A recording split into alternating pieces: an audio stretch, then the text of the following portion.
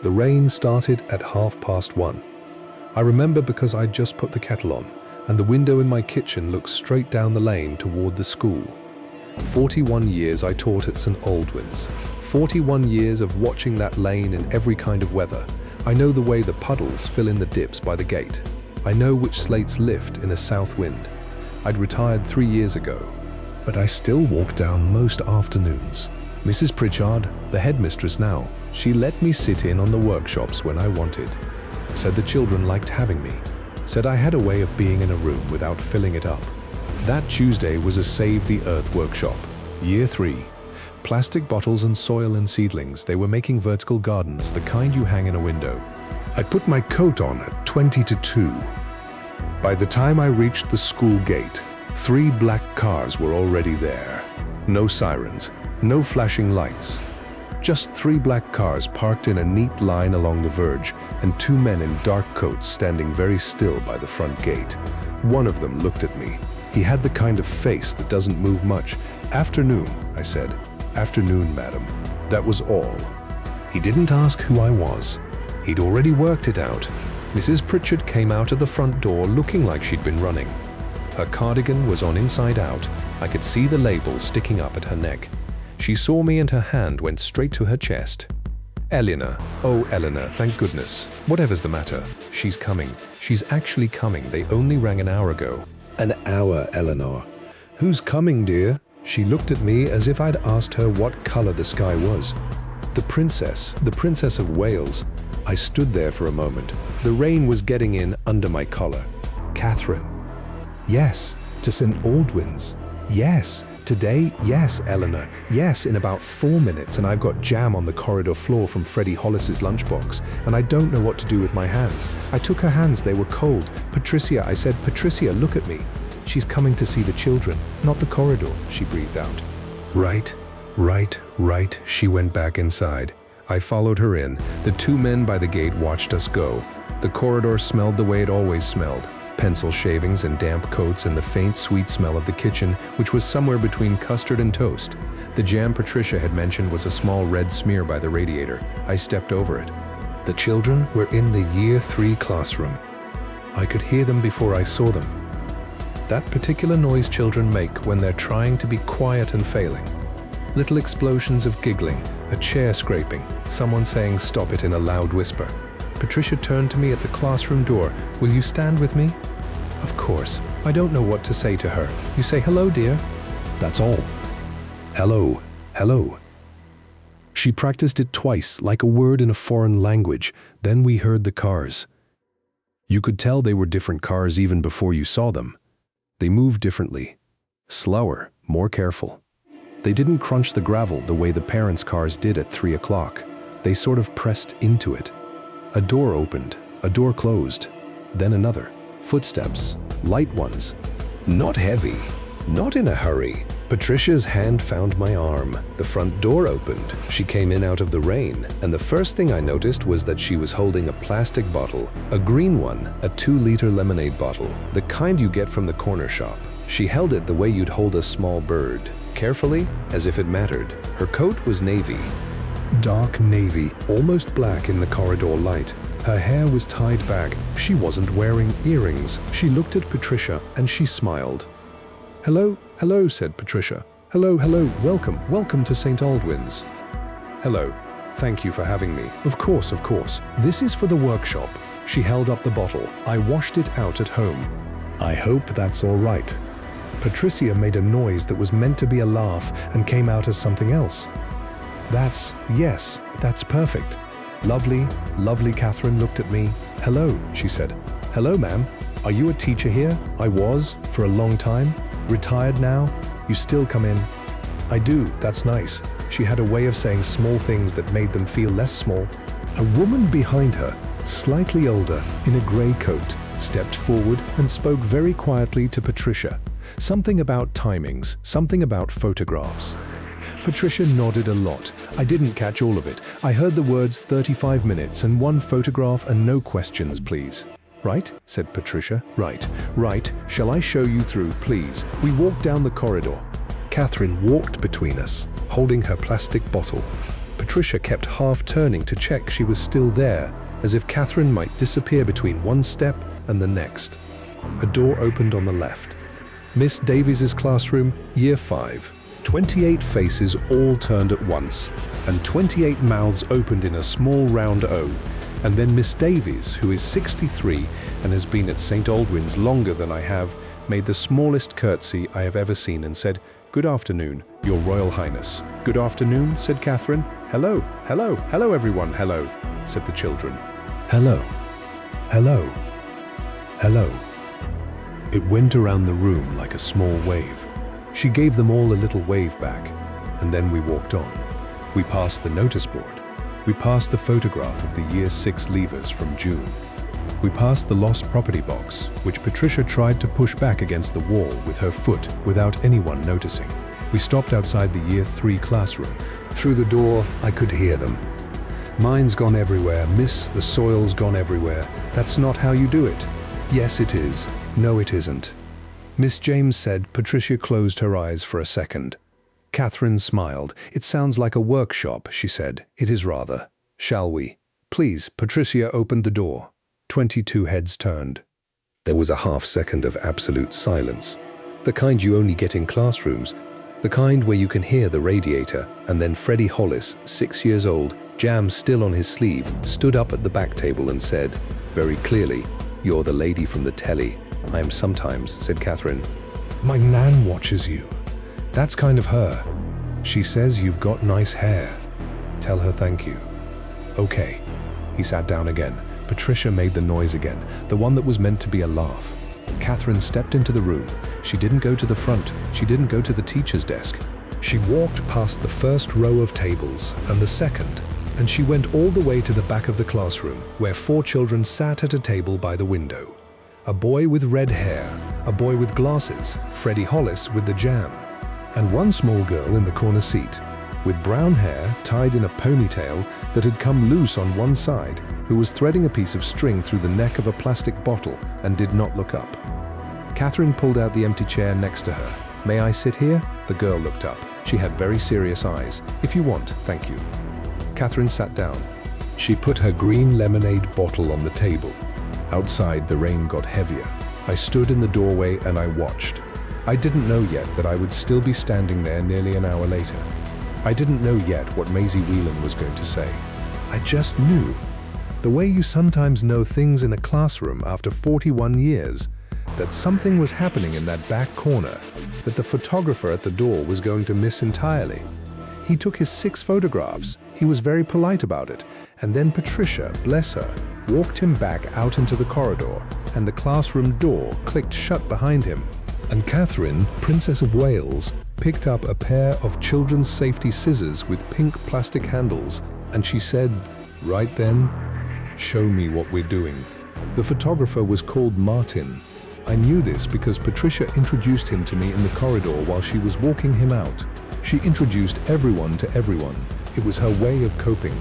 She'd have introduced the radiator if she could. "Eleanor, this is Martin. He's from the press office." "Martin, this is Eleanor. She taught here for 41 years. Pleasure." "Pleasure." He had a camera bag over one shoulder and a small black notebook in his hand. He looked tired. He looked like a man who had been to a lot of schools. "How long have you got?" I asked him. "For the photo." 3 minutes? Got it in 2? And then I wait in the car. In the rain. In the car. With the heater on. It's fine. You don't follow her round. Not for these. These are the quiet ones. The quiet ones. The ones she does that aren't really for us. We get one photo. That's the deal. Then we go. He smiled at me. It was a nice smile. "She's good with kids," he said. "Is she?" Best one doesn't perform. Just sits down. He nodded at Patricia and walked out toward the cars. The 2 men in dark coats watched him go. Everyone watched everyone at St. Aldwyn's that afternoon. Everyone except the children in Year 3, who, once the door clicked shut, went straight back to arguing about soil. I went back to the doorway. Patricia stood beside me. She was breathing more normally now. "Should we go in?" she whispered. "No, no."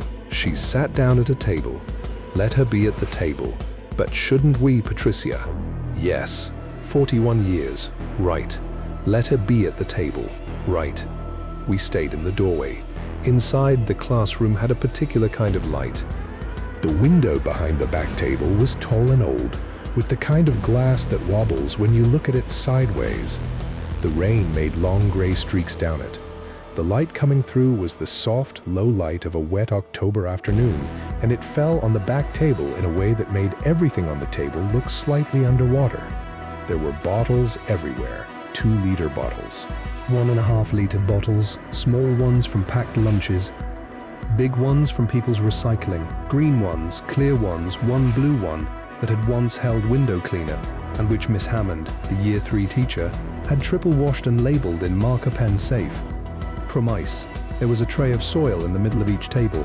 There were little plastic pots of seedlings, strawberries, lettuces, herbs. There was string. There were scissors with pink handles and scissors with blue handles.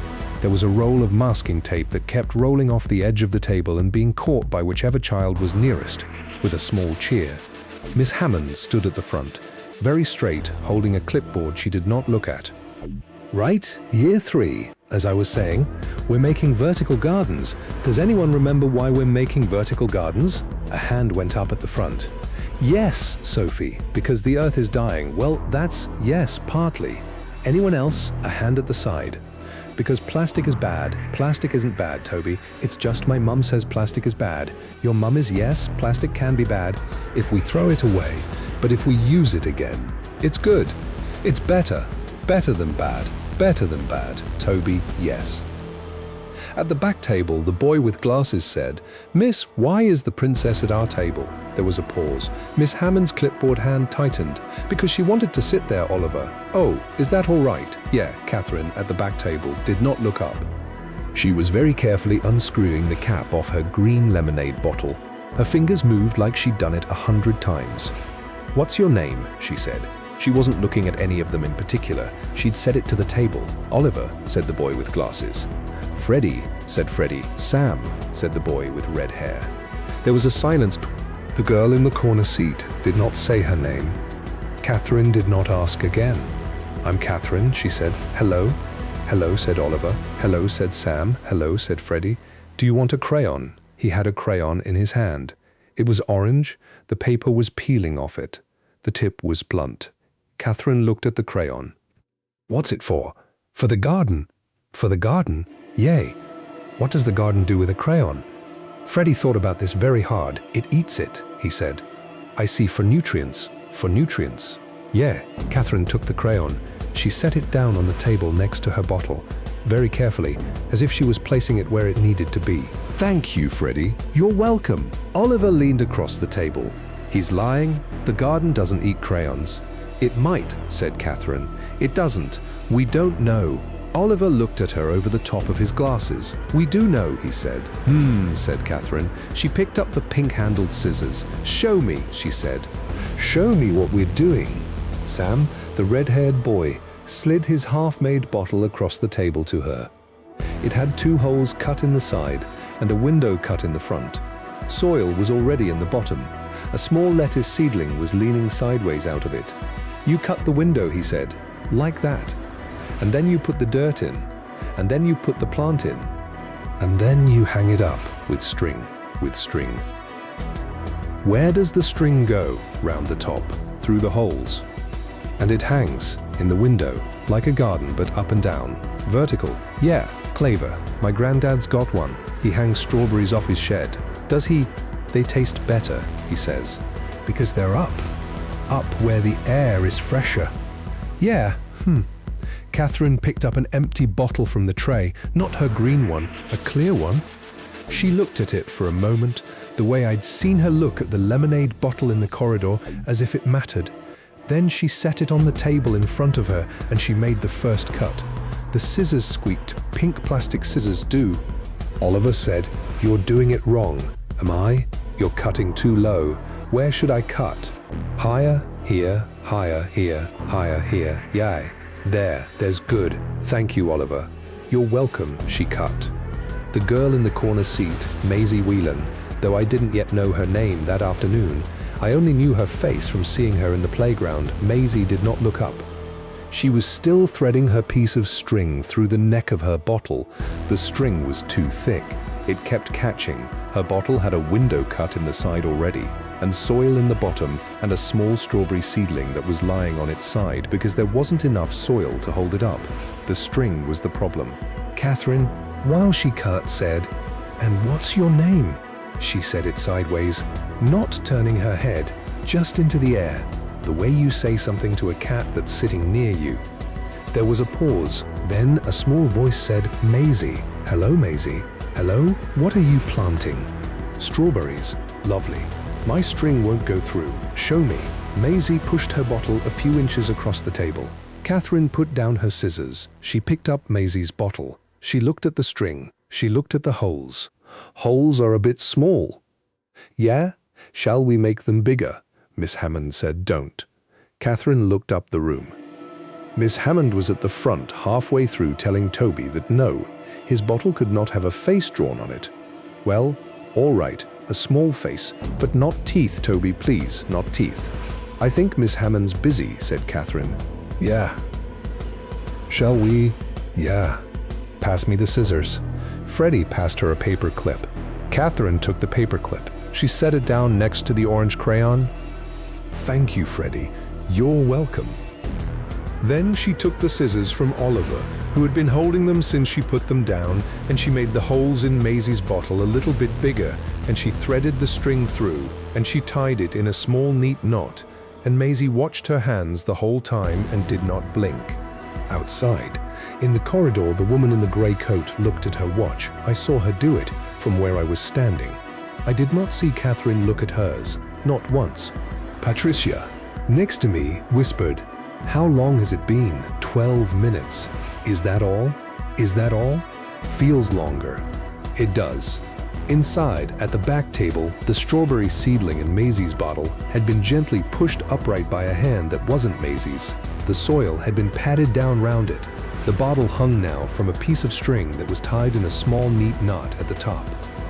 "There," said Catherine. Maisie looked at it. She did not say anything. But she took the bottle very carefully with both hands, and she set it back down in front of her own place, and she put her hand around the string just where Catherine's knot was. She held it. She didn't let go. You learn when you teach children that there are two kinds of silence. There's the silence that means a child is bored or far away or thinking about something that's nothing to do with you. That silence has a kind of slack in it. The child's shoulders go down, their eyes drift, and then there's the other silence. The silence of a child who is paying very close attention to something they are not ready to say. Maisie Whelan, that afternoon, was the second kind. She held her piece of string. She did not let go of it. Catherine, beside her, had moved on to her own bottle again. She was cutting a window in the side of the clear one. Oliver was supervising. Freddie was building a small pyramid of objects in front of him, the orange crayon, the paper clip, a rubber, and now a small piece of pencil sharpener shaving, which I suspected he'd taken from the bin. Sam, the red-haired boy, was packing soil into his second bottle with the kind of seriousness usually reserved for surgery. "How much soil?" Catherine asked. "Half," said Oliver. Half full." "Why half? Roots need room." "Roots need room, yeah." She measured the soil with her eye. She tipped some in. She looked at Oliver. "More, bit more here." "Yeah." "There, thank you, you're welcome." Freddie added a small dried pea to his pyramid. I had no idea where the dried pea had come from. Neither, I suspect, did Freddie. "What's that for?" Catherine asked. "For the garden." "For the garden?" "Yeah, it's a seed, it's a pea, it's a seed, it's a dried pea." "Freddie, it's a seed first." Catherine considered this. "That's true," she said. "Yeah. Shall we plant it?" "Yeah, in which bottle?" Freddie pointed at Maisie's. Maisie looked up. For the first time since Catherine had sat down, she looked up properly. Not at her bottle, at Freddie, at his face. "It's a strawberry one," she said. "It can be both," said Freddie. "It can't be both." "It can." "It can't, it, Freddie." Catherine's voice was very gentle. "Maisie's bottle is a strawberry one. We can put your pea in a different bottle. In your one, in my one." Okay. It might grow. It might. Pea trees are tall, are they?" "Yeah. My granddad's are. They're up to here." He held his hand up by his ear. "That's tall," said Catherine. "Yeah. She made a small hole in the soil in her bottle with her finger. She held out her hand. Freddie placed the dried pea in her palm. She placed the pea in the hole. She covered it with soil. There. Freddie watched the bottle for a moment as if expecting something to happen immediately. It's slow, said Catherine. How slow? Weeks. That's slow. Yes. Okay. He went back to his pyramid. Across the room, Miss Hammond clapped her hands twice. Right. Year 3. 10 minutes until cleanup. 10 minutes. Finish your bottles. If you've finished, you can start writing your plant labels. Sophie, please don't lick the soil. Sophie, look at me. Don't lick the soil. It's clean soil, miss. It's still soil. Sophie, it's compost. Yes, compost is, Sophie.